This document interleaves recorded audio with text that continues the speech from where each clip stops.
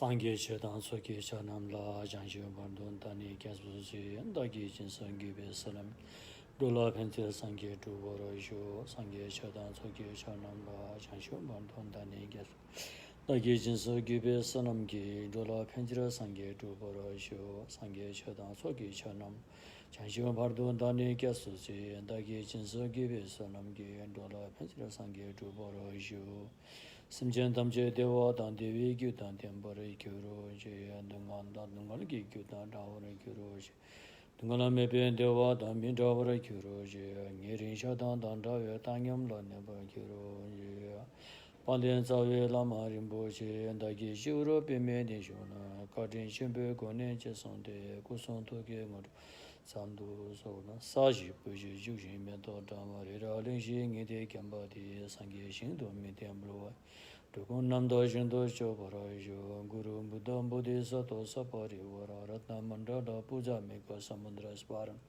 사마예호 심지어 남게 삼바다 로이 저자치다 버라 최저 통만 대바이 최기 코로로 कोरोन्दुसो सम्पूर्ण प्राणीहरूको हितार्थ कल्याणार्थ सम्म सम्बुद्धि ज्ञान प्राप्त गर्ने मनसायको साथमा सद्धम्म देशना सुनिदिनु हुन विनम्र अनुरोध गर्दछु। महायान सूत्र अलङ्कारको धम्म देशनामा आज धेरै महत्त्वपूर्ण दिन रहेको छ। भदन्त धम्मस्वामी श्री शाक्य पण्डितको परिनिर्वाण भएको दिन आजै परेको छ र आजकै दिनमा विश्व शान्तिको लागि, विश्व स्वास्थ्यको लागि भद्रचर्य प्रणिधानको प्रार्थना पनि आजबाट सुरु गरिएको छ। आज हाम्रो मूल विषयमा जानुभन्दा पूर्व धम्मस्वामी शाक्य पण्डित भन्ने को हुनुहुन्छ, उहाँको बारेमा थोरै जीवनी हाम्रा कल्याण मित्र गुरुहरूले भनेको सुने अनुसार तपाईहरु सामु पस्कन चाहे। कुनै बेला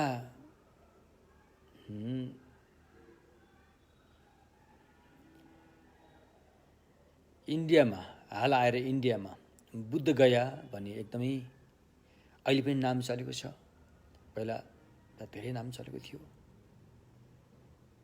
वास्तवमा बुद्ध गयाको नाम बुद्ध गया नभएर वज्र आसन भनिन्थ्यो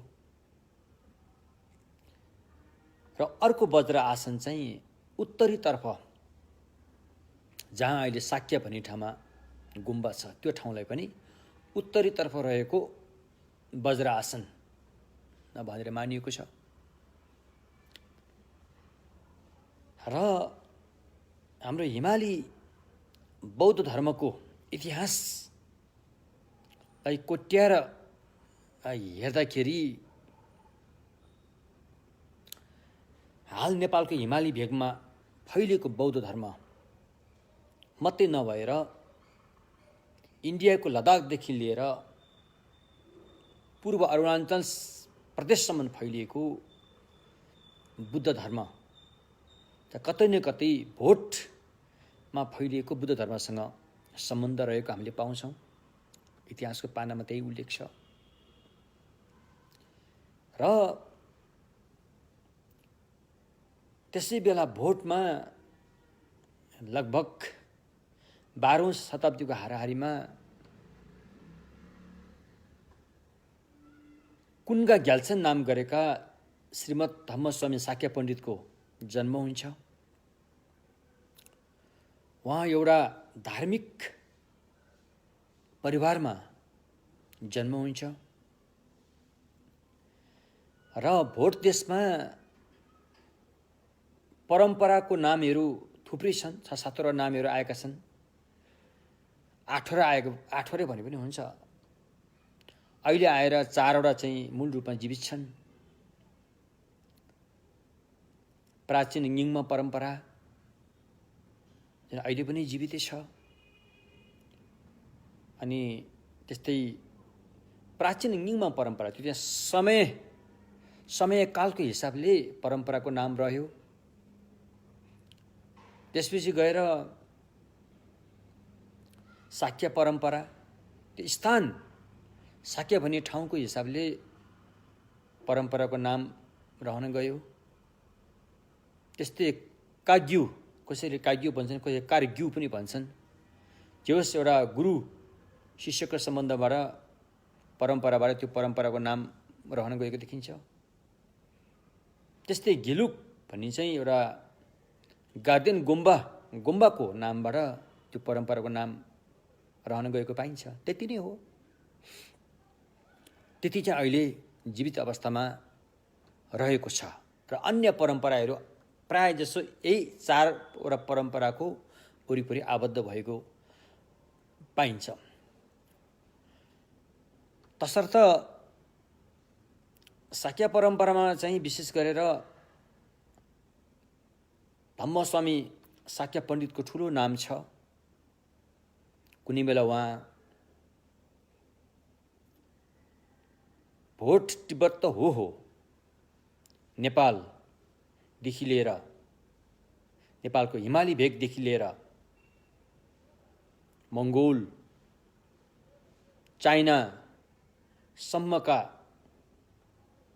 सङ्घराज नै हुनुहुन्थ्यो। उहाँ सङ्घराज हुनुहुन्थ्यो। त्यसरी बुद्ध धर्मलाई उहाँले ठुलो योगदान दिनुभएको हामीले पाउँदछौँ।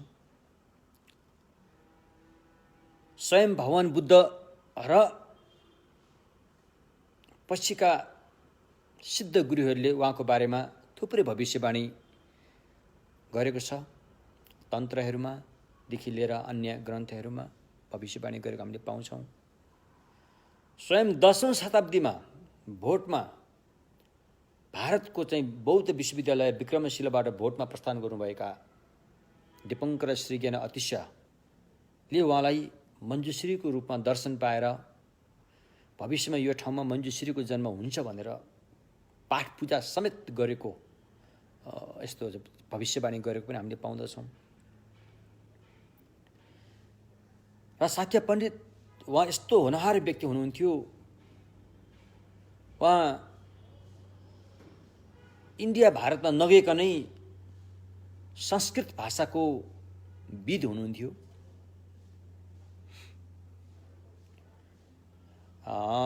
ती लगायत कुरा बुझ्दाखेरि उहाँ 4वटा भाषाको विद हुनुहुन्थ्यो भनेर बुझ्न सकिन्छ। प्राकृतिक भाषा, पिशाची भाषा, संस्कृति भाषा लगायत 4वटा भाषाका विद हुनुहुन्थ्यो भनेर बुझिन्छ। त्यहाँदेखि लिएर अब अन्य मङ्गोल भाषा, चाइनिज भाषाको त विद हुनुहुन्थ्यो नै। तसर्थ उहाँले भगवान बुद्धको शासनमा दिनुभएको योगदान इतिहासले कहिल्यै बिर्सने छैन। र उहाँले रचना गर्नुभएको ग्रन्थहरू कति छन् भन्दाखेरि अब कति हो त्यसको साध्य छैन। तर एकदमै कहलिएका ग्रन्थहरू चाहिँ यहाँ 3टा मैले प्रस्तुत गर्न चाहिँ। एउटा मुनिमत प्रकाश भन्ने ग्रन्थ छ, जुन त्यो मुनिमत प्रकाश भन्ने ग्रन्थ जो छ, जुन नेपाली भाषामा अनुवाद भइसकेको छ। त्यसपछि गएर उहाँले रचना गर्नुभएको प्रमाणयुक्त निधि, यो महत्त्वपूर्ण ग्रन्थ हो। भोट देशमा जन्मेका व्यक्तिले रचना गरेको यो प्रमाणयुक्त निधि भोट देशका विद्वानहरूको लागि चाहिँ चूडामणि बनेको छ, शिरोमणि बनेको छ। किनकि 4 परम्पराले यस प्रमाणयुक्त निधिको व्याख्या गर्नुभएको छ। र भोट देशमा लेखिएको ग्रन्थलाई 4वटा परम्पराले व्याख्या गरिएको भनेको सम्भवतः यो मात्रै एउटा ग्रन्थ हो, प्रमाणयुक्त निधि। र त्यसपछि भोट देशमै भगवान बुद्धको शासनमा केही कलङ्क लागेको अवस्थामा त्यसलाई सफा गर्न जरुरी थियो। इन्डिया भारतमा हो भने त्यसलाई सङ्घयाना भनिन्छ, जसले सद्धम्मलाई शुद्ध पार्ने कार्य गरेको हुन्छ। त्यस्तै भोट देशमा पनि कुनै बेला त्यस्तै केही कलङ्कहरू, त्यस्तै विपद, धम्ममा विपद आइपरेको थियो।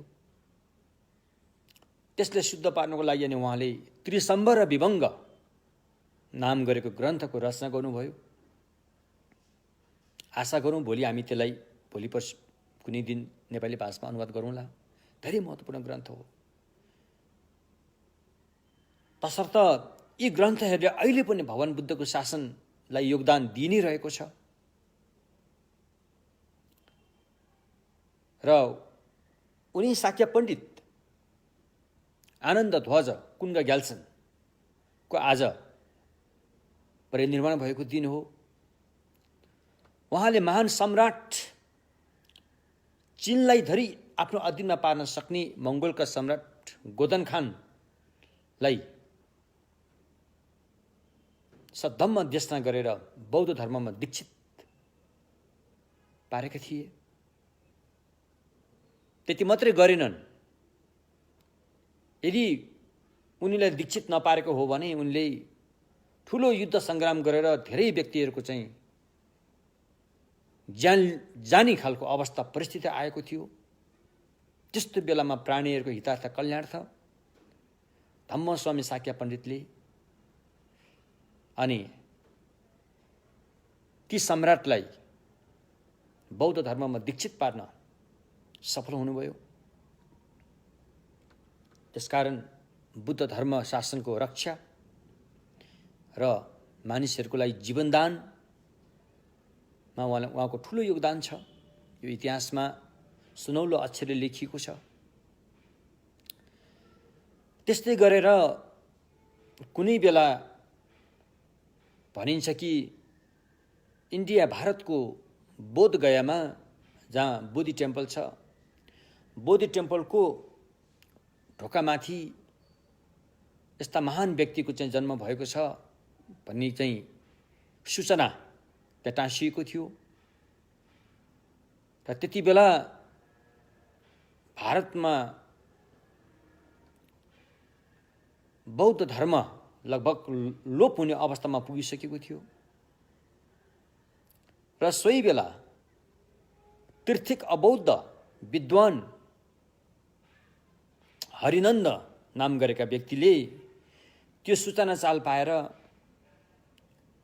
उनी शास्त्रार्थ गर्नको लागि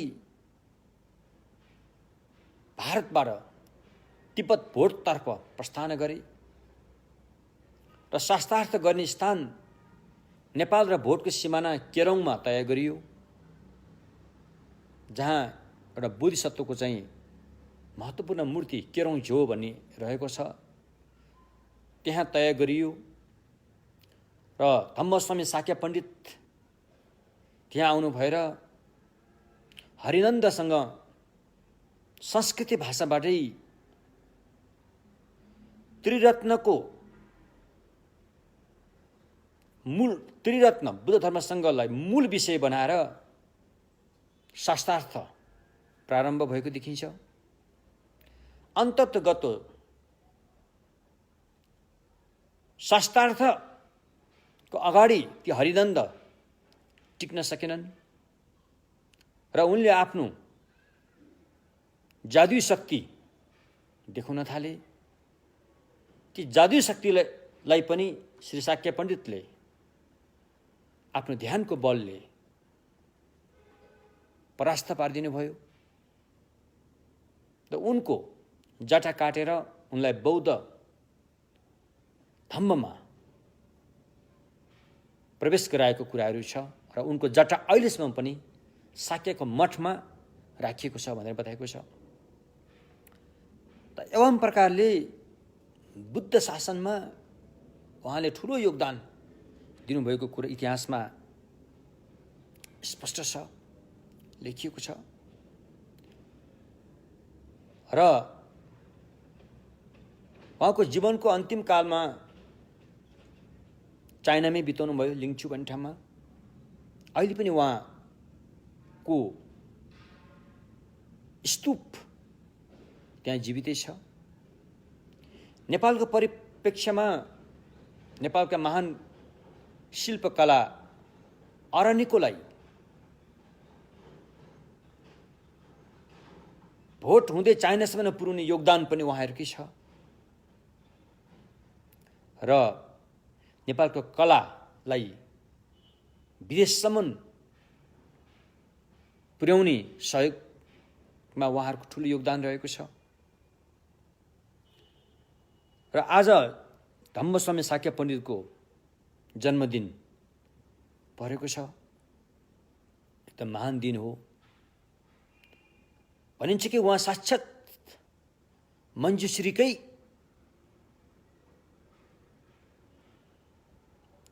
रूपमा आउनुभएको थियो भनिन्छ। अनि यो पनि भनिन्छ कि उहाँको शारीरिक अवस्थामा भगवान बुद्धको जस्तै 32 लक्षण र 80 अनुव्यञ्जनले सजिएको थियो।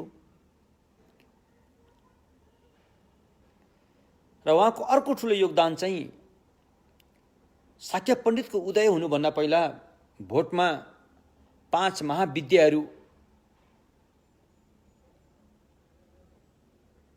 थियो भनिन्छ, लगभग थियो होला भनिन्छ,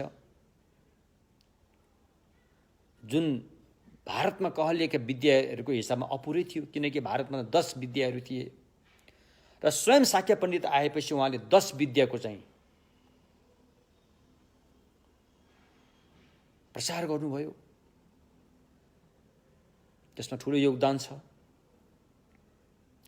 अर्को एउटा कुरा, साक्य पण्डितको उदय हुनुभन्दा पहिला भोटमा जति पनि महान विद्वानहरू भए, भोटका विद्वानहरू भए, उहाँहरूलाई भारतका र नेपालका पण्डितहरूले लोचावा, अति विद्वान हुनेहरूलाई महालोचावा भन्ने मात्रै नाम दिने गरेको थियो। पण्डित भन्ने नाम कहिले पनि दिएनन् साक्य पण्डितको उदय हुनुभन्दा पहिला।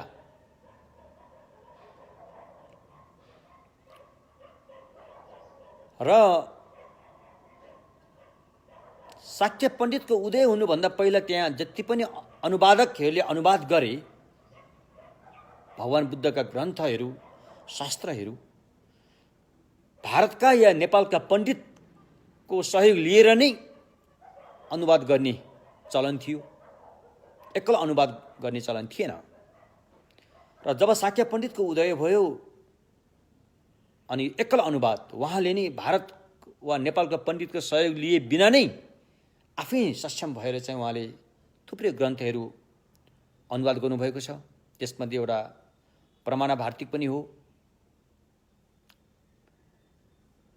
र काश्मीरबाट आएका सम्भवतः नालन्दाका अन्तिम उपाध्याय शाक्यश्री भद्र पण्डितले अनि साक्य पण्डितलाई भारतका पण्डित जस्तै एकरूपताको रूपमा लिएर एउटै सम्मान दिएर पण्डितको मुकुटले अलङ्कारित पार्नु भएको थियो। त्यो नै भोटको चाहिँ पहिलो पण्डितको उपाधि पाउने व्यक्ति साक्य पण्डित हुनुहुन्छ। यी लगायत उहाँको कृति थुप्रै छन्। अहिले मैले यो छोटो समयमा भनेर सक्ने अवस्था पनि छैन। त्यसमध्ये पनि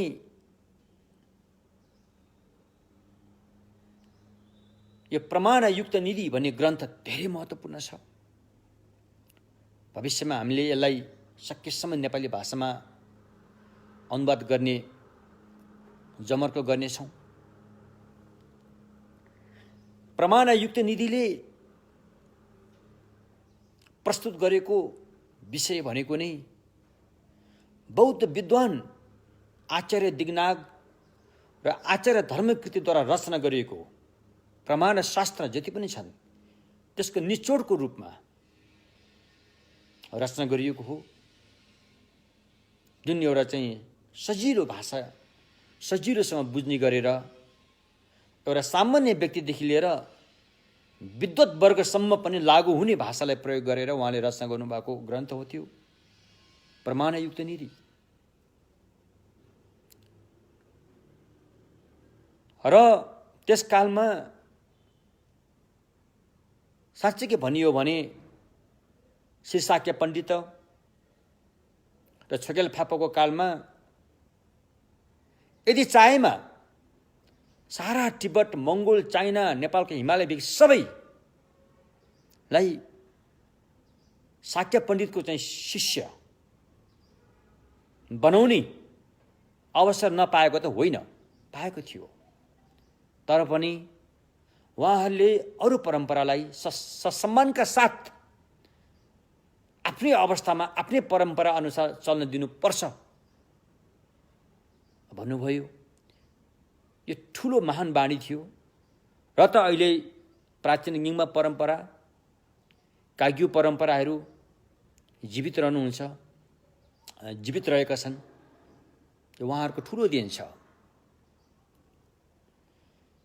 तसर्थ यी परम्पराहरू सबै जीवित रहन जरुरी छ, किनकि सबै परम्पराले भगवान बुद्धको शासनलाई योगदान दिएका छन्। त्यो धेरै महान छ।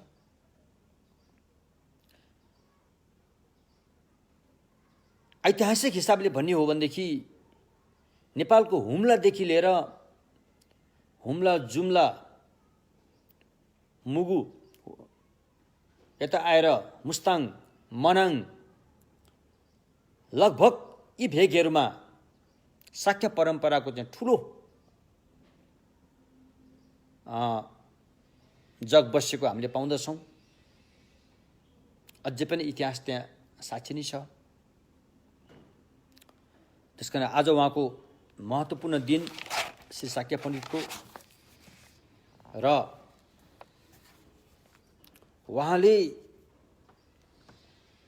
आफ्ना कल्याण मित्रलाई स्तुति गर्नको लागि रचना गर्नुभएको 4वटा पद भएको एउटा स्तुति छ, जुन आफ्नो कल्याण मित्रलाई मङ्गल उच्चारण गर्नुभएको थियो। तर कल्याण मित्रले यो स्तुतिको भागीदार तिमी आफै छौ भनेर पुनः त्यो स्तुति फिर्ता गरेर उहाँलाई नै स्तुति गरेको छ। त्यो म अहिले भोट भाषामा यसोमा पाठ गर्न चाहेँ। सेजे थम्चे झिपे चेन्याङ डोकुन गेले डुपे थुजे समय ठिन्ले जेपे तोगाव झम्गोन लामे शब्द गोचाक छल्स। जान्नुपर्ने समस्त विषय जानेका, समस्त जगतलाई महाकरुणाले हेरेका, अचिन्तनीय बल र शक्तिका अधिकार भएका, कर्म गर्न बल शक्तिका अधिकार भएका त्यस्ता मञ्जुनाथको चरणमा शिरले वन्दना गर्दछु भनियो। यो हस्, यति भन्दै शाक्य पण्डितको छोटो परिचय दिएपछि आज हामी महायान सूत्र अलङ्कारको विषयलाई अगाडि बढाउँदैछौँ। आज हामी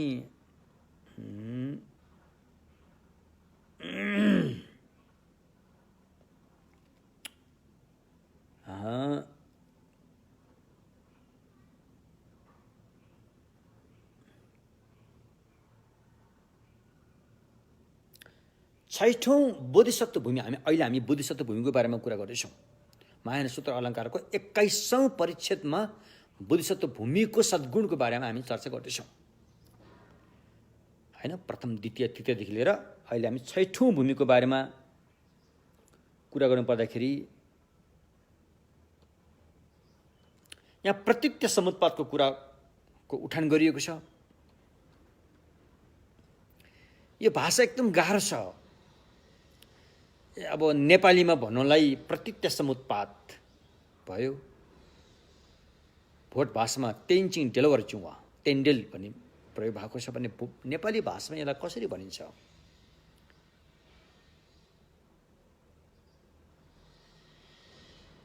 अलि गाह्रो छ। यो शब्दलाई ठिक नेपाली भाषामा ल्याउनलाई यति सजिलो छैन, तर पनि हामीले यसको अर्थ बुझ्न सक्छौँ।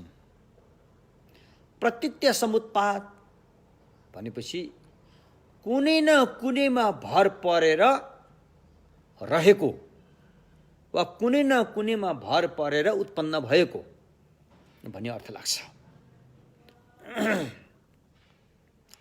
हरेक विषयवस्तुहरू त्यसलाई भनिन्छ प्रतीत्य समुत्पाद। चाहे त्यो भौतिक जगत होस्, चाहे त्यो मानसिक जगत होस्, कुनै न कुनै कारणमा भर परेर रहन्छ, उत्पत्ति भएर रहन्छ। उत्पत्ति कारणमा भर परेर रहेको हुन्छ, कारणमा भर परेर उत्पत्ति भएको हुन्छ भन्न सकिन्छ। र यो प्रतीत्य समुत्पाद को बारेमा हामी त्रिरत्नको शरणमा गइसकेपछि यो नितान्त बुझ्न जरुरी छ।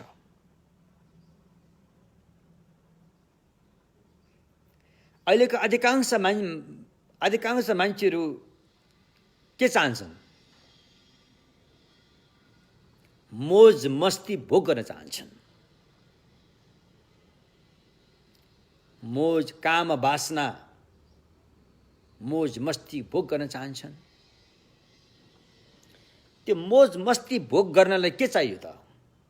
अर्थ, धन चाहियो। धन चाहियो। मोज मस्तीको भोगाई र मोज मस्ती भोग्नको लागि धन त त्यतिकै आउँदैन।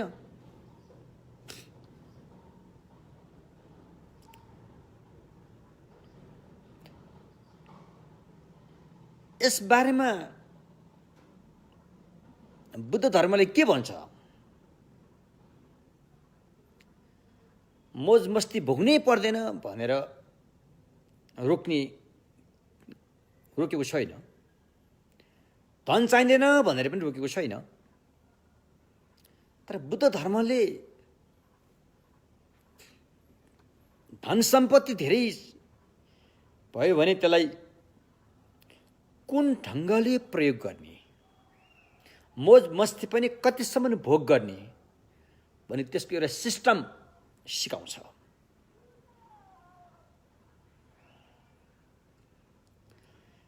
यसरी धन सम्पत्ति र मोज मस्तीलाई सही ढङ्गसँग प्रयोग गर्नको लागि तपाईलाई शिक्षा चाहिन्छ। मूर्खको हातमा धन सम्पत्ति पुग्यो र मूर्खले मोज मस्ती भोग गर्न थाल्यो भने उसको लागि ठुलो घात बन्नेछ। त्यसकारण शिक्षित व्यक्ति हुनु पर्यो। शिक्षा, धन, मोज मस्ती, यो तीनटा कुरामा चाहिँ अधिकांश अहिले हाम्रो यो आधुनिक युगमा चाहना राख्ने, स्कुलमा पढाइ सिकाउनेहरू प्रायः जस्तो शिक्षा यसै वरिपरि घुमिरहेको जस्तो देखिन्छ। शिक्षा, धन अनि मोज मस्ती, यो तीनटा बुन्दाको वरिपरि हाम्रो जीवन चाहिँ अधिकांश व्यक्तिले प्रयोग गरिरहेको देखिन्छ। अब तपाईले हासिल गरेको शिक्षा कहाँ प्रयोग गर्नुहुन्छ त? धन कमाउन अनि मोज मस्ती गर्नलाई मात्रै सीमित राखेर त्यो शिक्षालाई प्रयोग गरेको छ भने त्यो शिक्षा भगवान बुद्धको शासनको हेराइमा अपुरो नै हुन्छ, अपुरो नै भएको हुन्छ। अनि बुद्धले के सिकाउँछ त भन्दाखेरि शिक्षा, धन सम्पत्ति, मोज मस्ती अनि मोक्ष, चारवटा कुरा छ यहाँ।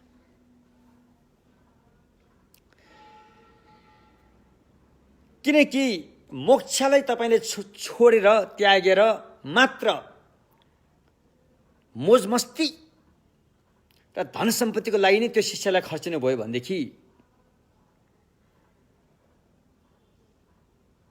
कुनै यस्तो बेला पनि आउँछ, त्यो बेलामा त्यो मोजमस्ती, त्यो धन सम्पत्ति, त्यो शिक्षाले काम गर्न छोडिदिन्छ, बेकाम भएर जान्छ। त्यस्तो बेला जीवनमा आउँछ। त्यसकारण भगवानले शिक्षा, धन सम्पत्ति, मोजमस्ती चाहिँदैन भनेको होइन, तर त्यसलाई कसरी प्रयोग गर्ने र कहाँसम्म प्रयोग गर्ने, उद्देश्य कहाँसम्म हो,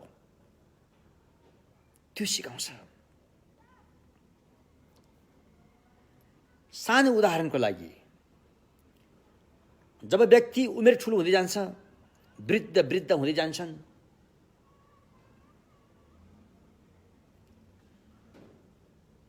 मोज मस्ती र धन सम्पत्तिमै फसिरहेका व्यक्तिहरूको लागि झनै चाहना बढ्दै जान्छ, चाहना बढ्दै जान्छ। जब जब उमेर बढ्दै जान्छ, उसको लागि चाहना झन्झन बढ्दै जान्छ।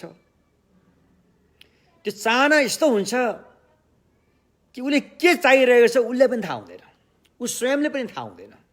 चाहि त रहेको छ, चाहेको के हो ऊ स्वयंले पनि थाहा हुँदैन। त्यस्तो परिस्थितिमा पुग्छ। अनि उसले भन्छ, जो आफूभन्दा टाढा बसेको छ, ओ म फलाना मान्छे भेट्छु, फलाना मान्छेलाई बोलाइदेऊ भन्छ। अनि त्यो मान्छेलाई बोलायो, एकछिन कुरा गर्छ, त्यहाँबाट वास्तै गर्दैन। उसले चाहिरहेको छ अर्को कोही, तर ऊ स्वयंले थाहा छैन कि उसले के चाहेको छ भनेर। चाहि त रहेको छ, फेरि अर्को मान्छेलाई बाहना बनाएर उसलाई बोलाइदेऊ न भन्छ। फेरि छोरा होला, छोरी भन्दा नाच्ने को छ, उसलाई बोलाइदेऊ। आमा म भेट्न आएँ भने आइपुग्यो, ल ठिक छ भन्छ। फेरि उसको चाहना त अझै छ, फेरि उसको चाहना अर्कै छ फेरि, तर ऊ स्वयंलाई पनि थाहा छैन ऊ के चाहिरहेको छ। जीवनको परिस्थिति त्यस्तो बेलामा पुग्छ कि जति बेला शिक्षा, धन सम्पत्ति, मोज मस्तीले त्यहाँ काम गर्न छोडिसकेको हुन्छ।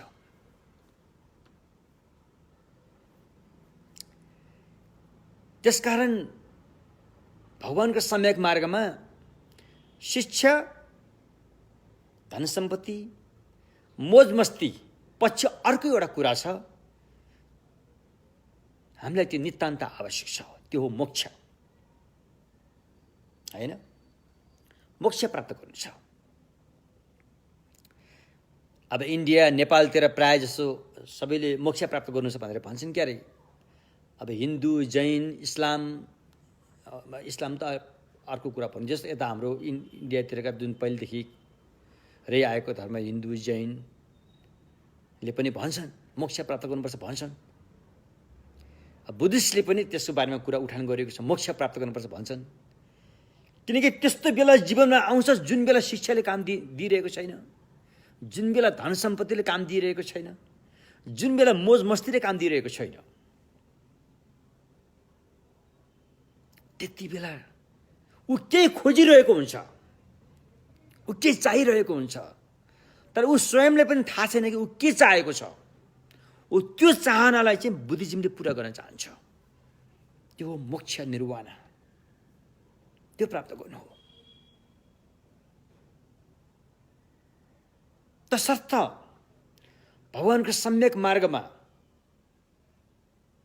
त्यस्तो मोक्ष, निर्वाण प्राप्त गर्ने अवस्था जुन आउँछ, त्यति बेला यो सांसारिक शिक्षा, सांसारिक धन सम्पत्ति, सांसारिक मोज मस्तीले काम गर्न छोड्छ। तसर्थ त्यो बिन्दुमा पुग्नको लागि अनि भगवान स्वयंले अनि धम्म देशना गर्नुभयो। उहाँले पनि भोगेको हो, उहाँले पनि शिक्षित, धेरै शिक्षा सिक्नु भएको हो। स्वयं शाक्यमुनि बुद्ध पहिला दरबारमा बस्दाखेरि उहाँले धेरै शिक्षा सिक्नु भएको हो। धन सम्पत्ति पनि प्रशस्तै भएको व्यक्ति हो। उहाँ मोज मस्ती पनि पुरै भएको व्यक्ति हो। तर उहाँले कता कता जीवन अपुरो छ भनेर उहाँमा प्रश्न आइरह्यो। जीवनको पुग्ने बिन्दु अझै अपुरो छ, भनेर त्यो पुरा गर्नलाई दरबार छोडेर उहाँ गएको हो नि त। यतिकै गएको त होइन होला। त्यसैले त्यो निर्वाण मोक्षको बिन्दुमा पुग्नुको लागि भगवानले 35 वर्षमा समाज सम्बुद्धत्व प्राप्त गर्नुभयो। अब यो समाज सम्बुद्धत्व प्राप्त त गरियो, अब यो अरूले पनि प्राप्त गरे भने राम्रो हुन्थ्यो भन्ने चाहिँ उहाँको चाहना हो। किनकि अरूहरूमा पनि जीवन यदि यो प्राप्त गरेन भने जीवन अपुरै रहन्छ। त्यसमध्ये पनि मानव चोला लिएको यस्तो दुर्लभ अमूल्य मानव चोला त अपुरै रहन्छ। तर उसले खोजिरहेको हुन्छ, तर उसले थाहा छैन। अहिले मैले भने एउटा वृद्ध आमा वा वृद्ध पिता, वृद्ध 80-90 वर्ष पुगिसकेपछि उसले के खोजिरहेको हुन्छ त ऊ स्वयंले थाहा छैन कि ऊ के चाहिरहेको छ भनेर। तसर्थ अनि भगवानले यसो हेर्नुभयो, यस्तो निर्वाण मोक्षलाई थाम्न सक्ने साहसी र मन भएको व्यक्ति को होला त भनेर यसरी अनुसन्धान गर्दाखेरि धेरै अप्ठ्यारो पर्यो उहाँलाई। अधिकांश व्यक्ति केमा झुमिएका थिए? अधिकांश व्यक्ति केमा झुमिएका थिए? सांसारिक शिक्षा, धन, मोज मस्ती, यसैलाई नै अन्तिम बिन्दु मानेर झुमिसकेका थिए, त्यसमा फसिरहेका थिए। उनीहरू जान्दैनथे कि त्यसपछि जीवनमा पुग्ने महत्त्वपूर्ण बिन्दु उनीहरूले जान्दैन थिए। मात्र त्यतिमै सीमित राखेर सारा मानव चोलालाई टुङ्ग्याउने अवस्थामा हिँड्दै थिए। तसर्थ मात्र उहाँले त्यति सुरुमा 5 जना व्यक्ति फेला पार्नुभयो। यो विश्वमा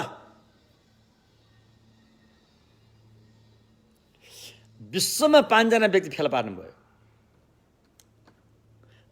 हाम्रो एउटा ज्योतिष शास्त्र छ। यो ज्योतिष शास्त्रमा चाहिँ वैवाहिक जीवनको लागि अनि कोसँग लगन जुरेको हुन्छ, केटाकेटी कुन चाहिँ कोसँग लगन जुरेको हुन्छ भने हेरिन्छ। अनि हाम्रो एउटा मित्र हुनुहुन्छ, अनि उहाँको अर्को एकजना ज्योतिषले लगन हेर्दाखेरि उसको जीवनको लागि जीवन सङ्गी नै विश्वमा 2 जना केटी मात्रै सारे। 2 जना केटी मात्रै सारे भन्ने कुरा त्यो ज्योतिष शास्त्रले निकालिसके। भने जस्तै भगवान सम्यक बुद्धले आफ्नो ज्ञान अरूलाई सिकाउनको लागि विश्वमा अब हुन त अहिलेको हिसाबले त्यति बेला जनसङ्ख्या अलिक कमै होला होइन, तर त्यत्रो मानव सागरमा उहाँले 5 जना मात्रै फेला पार्नुभयो। बुझ्नुभयो नि के? त्यो 5 जना चाहिँ कस्ता रहेछन् भन्दाखेरि चाहिँ सांसारिक शिक्षा, धन सम्पत्ति, मोज मस्तीले मात्रै जीवन अधुरो रहन्छ र अर्को के खोज्दै रहेछन् रे, अर्को के पाउनुपर्छ जीवनमा, यति मात्रैले जीवन टुङ्ग्याउनु भएन भनेर खोज्दै रहेछन् रे। ती 5 जना व्यक्तिलाई फेला पारेर भगवानले पहिलो ज्ञान सुनाउनु भएको हो नि त। सुरुमै ठुलो जमातलाई सुनाएको होइन, त्यो 5 जना व्यक्तिले चाहिँ त्यो खोजिरहेको रहेछ अरे कि धन सम्पत्ति, शिक्षाले चाहिँ अब धन सम्पत्ति कसरी प्रयोग गर्ने भन्ने कुरा सिकाउँछ। अनि धन सम्पत्तिले चाहिँ मोज मस्ती,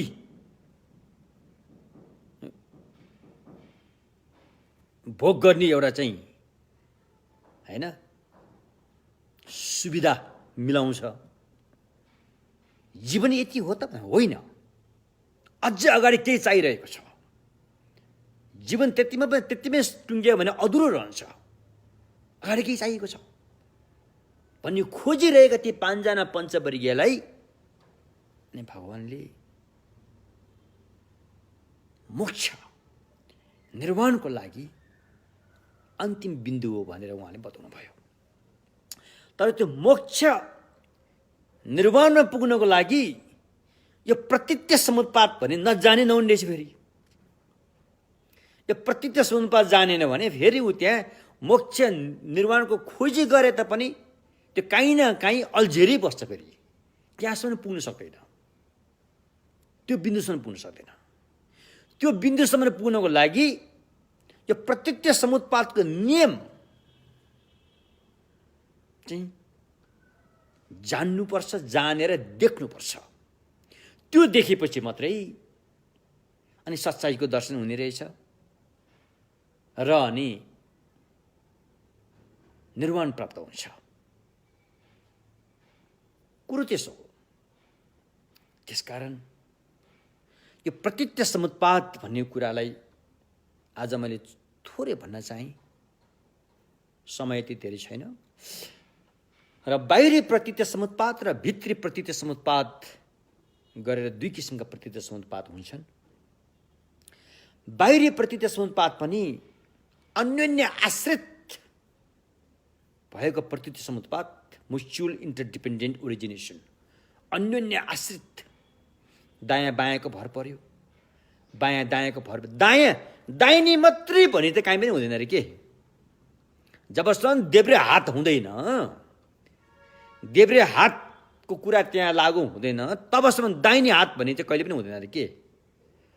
जबसम्म दाहिने हात भन्ने त्यहाँ हुँदैन, तबसम्म देब्रे हात भन्ने कुरा त्यहाँ हुँदैन अरे के। त्यसरी दाहिने देब्रेमा भर पर्छ, देब्रे दाहिनेमा भर पर्छ। अल्को मान्छे र पुड्को मान्छे भन्ने पनि पुड्को मान्छे मात्रै भन्ने काहीँ पनि हुँदैन। जबसम्म अल्को मान्छेको व्यवस्था त्यहाँ हुँदैन, तबसम्म त्यो पुड्को मान्छे, होचो मान्छे भन्ने हुँदैन।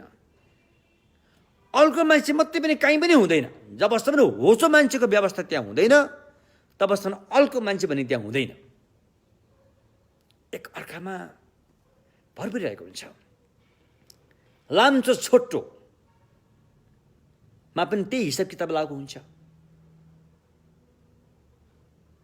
हैन?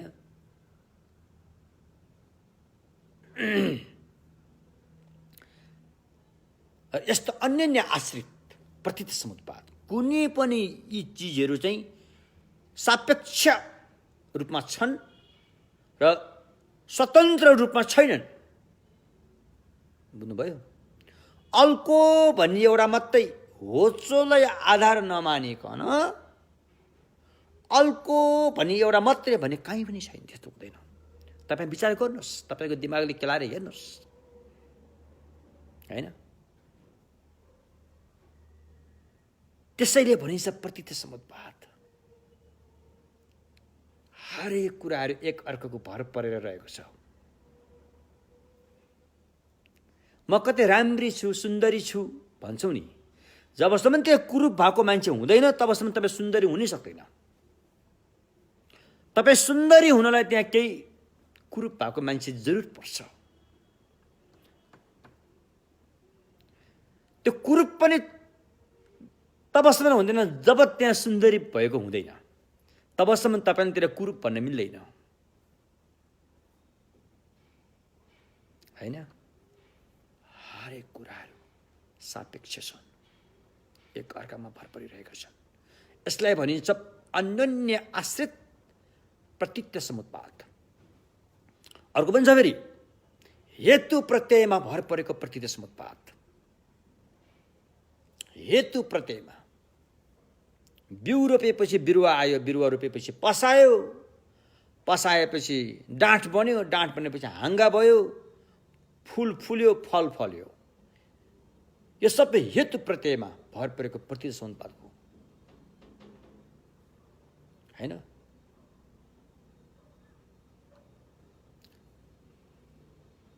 अब भित्री प्रतीत्य समुत्पादको हिसाबले भव संसारमा लागू हुने प्रतीत्य समुत्पाद र निर्वाणतर्फ लागू हुने प्रतीत्य समुत्पाद,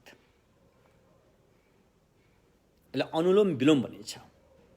भव संसारतर्फ लागू हुने प्रतीत्य समुत्पाद अनुलोम भयो भने भव संसारलाई रोक्ने प्रतीत्य समुत्पादलाई विलोम भनिन्छ, जसले निर्वाणमा पुर्याउँछ। भाव संसार प्रत्यय लागू हुने प्रतिष्ठ समुत्पाद भनेको त्यो अविद्या प्रत्यय संस्कार। अविद्याको कारणले संस्कार बन्छ, संस्कारको कारणले विज्ञान बन्छ, विज्ञानको कारणले नाम रूप बन्छ, नाम रूपको कारणले खडायतन बन्छ, खडायतनको कारणले स्पर्श बन्छ, स्पर्शको कारणले वेदना बन्छ, वेदनाको कारणले तृष्णा बन्छ, तृष्णाको कारणले उपादान बन्छ, उपादानको कारणले भव बन्छ, भवको कारणले जाति बन्छ, जातिको कारणले जरा मरण बन्छ। भव संसार यसरी घुमिरहेको हुन्छ। जरा मरणमा पुगिसकेपछि अविद्या अझै जीवित छ भने फेरि अविद्या बन्छ। अविद्याको कारण यो चक्र खाइरहन्छ। अनादिकालदेखि हाम्रो जीवन चक्र यो ढङ्गले घुमिरहेको हुन्छ। अब यो चक्रलाई रोक्नको लागि विलोम प्रतिष्ठ समुत्पादको हिसाब किताब हुन्छ। यदि अविद्यालाई फ्याँक्न सक्यो भने संस्कारलाई फ्याँकिन्छ, संस्कारलाई फ्याँकेमा विज्ञानलाई फ्याँकिन्छ, एवं प्रकारले जन्मलाई फ्याँकेमा जरा मरणलाई पनि फ्याँकिन्छ। त्यसपछि हात लाए निर्वाण, परम शान्त निर्वाण। यसरी बुझ्नु पर्यो। अब यसरी बुझ्नको लागि अविद्यालाई पहिला बुझ्नु पर्यो। अविद्या भनेको के हो? विद्या भनेको जान्नु, अविद्या भनेको नजान्नु वा गलत तरिकाले जान्नु। अविद्या, त्यही अविद्याले गर्दाखेरि सारा समस्या आइरहेछन् अहिले। सारा समस्या अविद्याले गरेको पहिला गरेको कर्मको फल अहिले पाकिरहेछ। कल्पौँ पहिला गरेको कर्मको फल पनि बाँकी रहेर अहिले पाक्दैछ। अनि हामी भन्छ ला, जब कर्मको फल टाउकोमा वज्रपात भयो, लौ खत्तम भयो, यो कारणले भएन, त्यो कारणले भएन भन्छौँ। यो त सबै अविद्याले खेलाएको गेम न हो हैन। अविद्याले जब चाहिँ कर्म संस्कार गर्छ, त्यो संस्कार मनमा प्रिन्ट हुन्छ, त्यसको फल कुनै त्यही बेला पाक्छ, कुनै कयौँ जन्म पछाडि पाक्ने गर्छ। त्यसरी यो अविद्यालाई हटाउनु छ। यसले जानेन, अविद्याले जानेन। के जानेन? प्रतित्य समुत्पादलाई जानेन। कुरोको चुरो यहाँनिर आयो। प्रतित्य समुत्पाद धर्मलाई नजान्नेले नै यो अविद्याले संस्कार पैदा गर्दै गयो, संस्कार पैदा गर्दै गयो, संस्कार पैदा गर्दै गयो। अनादिदेखि यही हुँदै आइरहेको छ। अझै अविद्या प्रतित्य समुत्पाद धर्मको बोध नगर्ने हो भने यो अविद्याले त कति संस्कार पैदा गर्छ थाहा पनि छैन हामीलाई। यसको कुनै अन्त पनि छैन। त्यसैले हाम्रो जीवनमा आवश्यक छ, शिक्षाको पनि आवश्यक छ, धनको पनि आवश्यक छ, मोज मस्ती पनि भोग्नु छ। तर यति मात्रैमा जीवन पुरा हुँदैन। ऊ केही खोजिरहेको हुन्छ अर्को। नभए तपाईँ आफ्नो घरमा वृद्ध आमा बुवालाई हेर्नुहोस् त। मेरो आमा हुनुहुन्थ्यो, अहिले आमा बित्नुभयो। मेरो आमा वृद्ध हुँदाखेरि म यसो उहाँको हाउभाउ विचार गर्छु। म पनि भोलि गएर यदि छिट्टै मरिने भने यस्तै हुनुपर्छ भन्ने मैले महसुस गर्थेँ। अनि आमाको बानी व्यवहारलाई मैले हेर्थेँ। उहाँ केही चाहिरहेको हुनुहुन्थ्यो, उहाँ केही खोजिरहेको हुनुहुन्थ्यो। तर उहाँ स्वयंले थाहा थिएन कि उहाँ के खोजिरहेछ भनेर।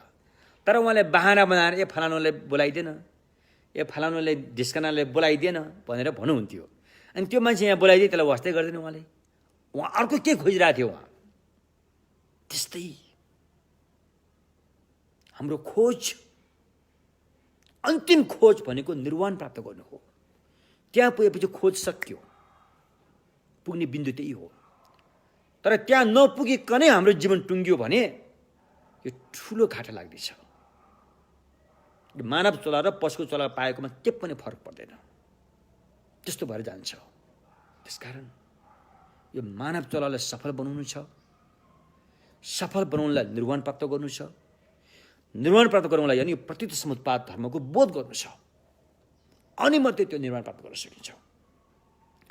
यसै प्रतित्य समुत्पादको कुरालाई लिएर अनि भगवानको भाषामा 4 आर्य सत्य भनेर यो नाम राखेर चाहिँ त्यो विषय प्रयोग भयो हैन। 2टा सत्य चाहिँ समस्या र समस्या आउने, समस्यालाई निम्त्याउने तत्त्व भए भने बाँकी 2टा सत्य चाहिँ समस्याको समाधान र समाधान गर्ने बाटो भयो। समाधान र समाधान गर्ने बाटोलाई चाहिँ निर्वाणको पक्षमा राखियो। समस्या र समस्यालाई निम्त्याउने तत्त्वलाई चाहिँ संसार पक्षमा राखियो। तसर्थ यो प्रतिष्ठा समुत्पादको बारेमा राम्रैसँग बुझ्न जरुरी छ। म कोसिस गर्छु अझै पनि यस बारेमा हामीले अगाडि राम्रैसँग बुझ्नु। यो जबसम्म यो प्रतिष्ठा समुत्पाद हामीले बुझ्दैनौँ तबसम्म हाम्रो विश्वास अन्धविश्वास भइ नै रहन्छ। अन्धविश्वासले हामीलाई जकडी नै रहन्छ। केही न केही नराम्रो तत्त्वले हामीलाई पछ्याइ नै रहन्छ। त्यसरी हामीले प्रार्थना गर्दाखेरि पनि भगवान बुद्धले प्रार्थना गर्दाखेरि पनि प्रतिष्ठा समुत्पाद धर्मको बोध गर्न सकोस्। एउटा बत्ती बालेर भगवान बुद्धलाई चढाइदिए पनि प्रतिष्ठा समुत्पाद धर्मको बोध गर्न सकोस् भन्नु पर्यो। एकपल्ट स्वयम्भूको कुरा गरे पनि प्रतिष्ठा समुत्पाद धर्मको बोध गर्न सकोस् भन्नु पर्यो, होइन? हेर्नुहोस् त, मान्छेहरू धर्म गर्ने नामले मन्दिरमा जान्छन्, गुम्बामा जान्छन्, फेरि त्यो वरदान माग्छन्। के माग्छन्? या त मोज मस्तीको वरदान, या त धन सम्पत्तिको वरदान, त्यही मागिरहेको हुन्छ। अरू त मागे देखिँदैन। त्यो अपुरो भयो। त्यो अपुरो भयो। अथवा यही सांसारिक शिक्षाको वरदान, होइन? त्यो अपुरो भयो। मेरो एकजना कल्याण मित्र हुनुहुन्थ्यो, धम्म मित्र। उहाँ अहिले हामीसँग हुनुहुन्न, परिनिर्वाण भइसक्यो। ट्याङ्बुचे रिम्बुचे। उहाँले बौद्धको शेर्पाको समाज घर छ, त्यहाँ गुम्बा छ, त्यहाँ उहाँले धम्म देशना गर्नुभयो अरे। धम्म देशना गर्ने बेला उहाँले एउटा कुरा भन्नुभएछ हाम्रो शेर्पा दाजुभाइ दिदीबहिनीहरूलाई। अहिले हाम्रो शेर्पा दाजुभाइ दिदीबहिनीहरूको अधिकांश बालबच्चाहरूलाई बुद्ध धर्म त्यति सिकाएको देखिँदैन। किन होला? पहिला त थुप्रैले सिकाउँथे भनेर उहाँ रिम्बुछेबाट भन्नुभएछ। अनि त्यहाँ कुरा उठ्यो अरे, होइन रिम्बुछे, अब हाम्रा बालबच्चाहरू त इन्जिनियर बन्ने हो, पाइलट बन्ने हो, डक्टर बन्ने हो।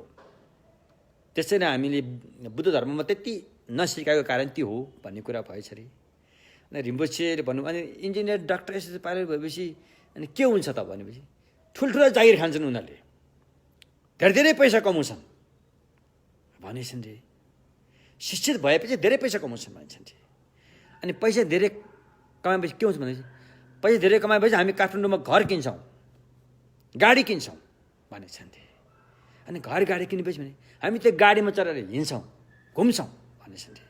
घुमेपछि अनि उत्तर आएन अरे त्यहाँबाट। अनि उत्तर आएन, त्यस कारण हाम्रो हालत यस्तै भइरहेछ। शिक्षा, धन सम्पत्ति अनि मोज मस्ती। शिक्षा, धन सम्पत्ति, मोज मस्ती, यही भइरहेछ। तर जीवनले खोजिरहेछ अर्को केही। उसले खोजिरहेछ अर्को केही। यदि मोज मस्तीमै सीमित हुने हो भने त मोज मस्ती गरे गर्नुपर्ने हो नि। अधिक मोज मस्ती गएपछि त्यहाँबाट वाक्क आउँछ नि त। ऊ अर्को केही खोजेर आउँछ त्यहाँबाट, होइन? त्यसकारण जीवनलाई सही ढङ्गसँग चिन्नु छ। जीवनले चाहेको अन्तिम बिन्दु के हो त्यो बुझ्नु छ। बुझेर त्यहाँ पुग्नु छ, है? हस्त यति भन्दै आज महत्त्वपूर्ण दिनमा हामीले केही धर्म देशना गऱ्यौँ। यस पुण्यबाट विश्वमा भइपरिआएको सारा यस महामारी रोगहरू अझै कति आउने थाहा छैन। यी रोगहरू सबै बन्द भएर हरेक जीव प्राणीहरू, मानिस मात्रै नभएर, हेर्नुहोस् त हाम्रो नेपालीहरू, केही नेपालीहरूको कस्तो निर्दयी मन छ। कहाँ जुलुस गरेकोले, कसको विरोधमा जुलुस गरेकोले एउटा कुकुरलाई लछार पछार गर्दै लिएर हिँडिरहेछ त्यो जुलुसमा। त हेर्नुहोस् त त्यो कुकुरको के दोष थियो त्यहाँ? ल हेर्नुहोस् त, त्यो कुकुरलाई लछार पछार गर्दै कुकुरको छातीमा के पोस्टर पनि टाँसेको छ। यो निर्दयीको पराकाष्ठा हो त्यो। तिनीहरू मान्छेको रूप मात्रै हुन्, मनमा टोटली दानव छ, दानवीय छ। यस्ता नराम्रा कुराहरूलाई हामीले हटाउनुपर्छ, भन्नु सक्नुपर्छ, बुझाउनुपर्छ, होइन? हस्त यति भन्दै पुण्य परिणामना गरौँ। सनम दिए थम जे सिप ये थम ने ये पे दाना फम जे ने के गा ना जे बलन ठुबा सिपे छलेन रोवा डोरो राइशो।